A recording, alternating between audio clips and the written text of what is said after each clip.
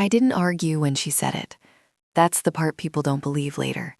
They expect shouting, slam doors, something cinematic. But when my mom screamed, "Leech," when she said it loud enough for the neighbors to hear, it landed with a dullness that surprised me. Like a word that had been circling our house for years finally found its mouth. "You live off us," she yelled. "You contribute nothing, just sitting here draining everything." She threw my bags out onto the front step like punctuation. Then she said, "Go leech somewhere else." I stood there for a second, holding my phone, listening to my own breathing.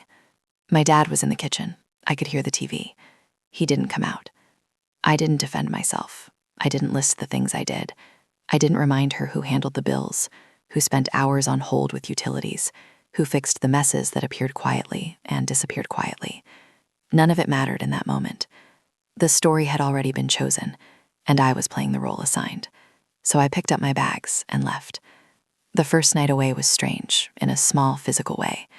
I kept waking up thinking I'd forgotten something important. An account update, a reminder, a payment deadline. For years, my brain had been calibrated to other people's systems. Silence felt irresponsible. Then it felt empty. Then, slowly, it felt like space. I stayed with a friend. At first, I didn't tell them everything. I said we'd had a fight. That was easier than explaining how you can live in a house and still be considered an accessory. In the quiet, memories rearranged themselves. Not dramatically, just enough to be uncomfortable. The way my mom would complain about money while handing me bank letters to figure out. The way my dad would say, "You're good with this stuff," and then never learn it himself.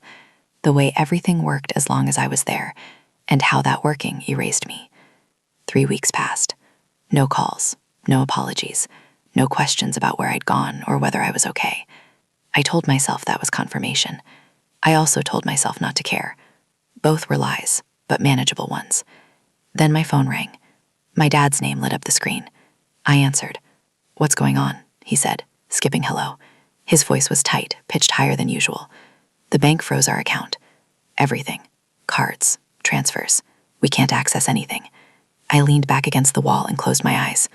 "They said something about verification," he continued. "Some compliance thing. We don't even know where to start." Do you know anything about this?" There it was. Not my name, my function. I pictured the bank emails I used to open automatically, the 2-factor authentication tied to my number, the annual identity check I'd handled last year without comment.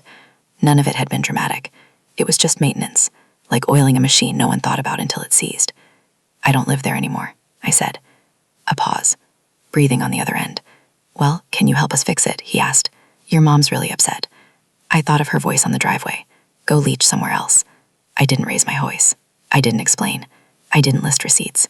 I texted him instead after the call ended. Just one line. "Ask the leech." The response wasn't immediate. When it came, it wasn't calm. Calls followed, messages stacked up, some angry, some pleading, some trying to reframe what had happened. "You know she didn't mean it like that. Families say things. This is bigger than feelings." The bank didn't care about feelings. From their side, it was simple. Verification hadn't been completed. Access credentials were tied to a person no longer authorized or present. Until proper documentation was submitted, accounts would remain frozen. Authority didn't arrive shouting. It arrived in automated emails and polite hold music. My parents had to go in person. They had to answer questions they'd never bothered to understand before. Fees accrued. Bills bounced. Conversations with bank staff turned embarrassing fast. I didn't interfere. That was the part that surprised me the most. Not the anger, but how little satisfaction I felt. Mostly I felt tired, and steadier than I had in years. When my mom finally texted me, it wasn't an apology. It was an accusation wrapped in panic. "You did this on purpose." I stared at the screen for a long time before replying. "No," I wrote. "I left when you told me to. Everything else happened because I wasn't there." She didn't answer. Weeks later, my dad asked if I wanted to come by and talk things through. The words sounded careful, rehearsed. I imagined sitting at the same table, explaining myself to people who had already decided who I was. I said no. That answer cost me more than I expected. There are days when guilt creeps in, quiet and persistent. Days when I wonder if I should have swallowed it, fixed the problem, gone back to being useful. But then I remember standing on the driveway, bags at my feet, being told I was a leech. And I remember something else too. How easily they survived once they were forced to learn. How the world didn't end. How the story changed even if no one admitted it out loud. I wasn't a leech. I was infrastructure. And choosing not to be invisible anymore wasn't revenge. It was definition. Some things broke when I left. Some things repaired themselves in ways they never would have if I'd stayed. That's the consequence. I live with it. And for the first time, it feels like mine.